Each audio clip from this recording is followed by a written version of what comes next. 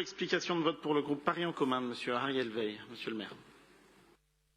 Merci beaucoup.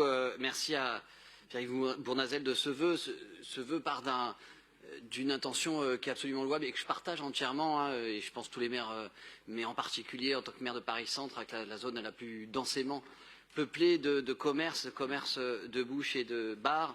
Évidemment, la nocivité des nuisances sonores n'appelle aucune discussion, aucune contestation. La question, c'est comment on la traite. Et s'il y a beaucoup d'idées qui sont dans ce texte très très dense que vous avez proposé, en réalité, beaucoup existent déjà, sont déjà mises en œuvre. Et la question est justement dans l'application, dans les détails, plutôt que dans la mise en œuvre des idées que vous avez défendues. J'en prends 3 exemples.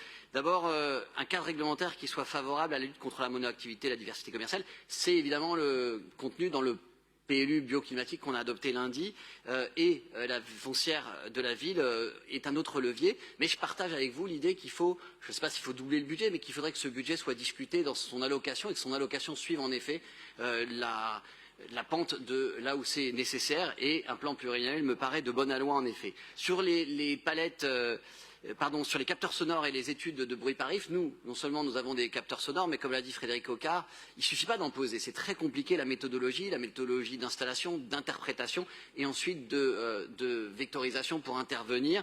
On le fait, on en met dans le quartier Montorgueil. On fait comme Delphine Burkly et comme bien d'autres arrondissements. On a des règlements particuliers, notamment à Montorgueil. C'est le plus gros de Paris, je crois, mais c'est aussi la plus grande concentration de terrasses. Et on y a des méduses. Mais ce qui est difficile, c'est d'intervenir. Et c'est là qu'on concentre, on l'utilise pour concentrer nos interventions de forces de police.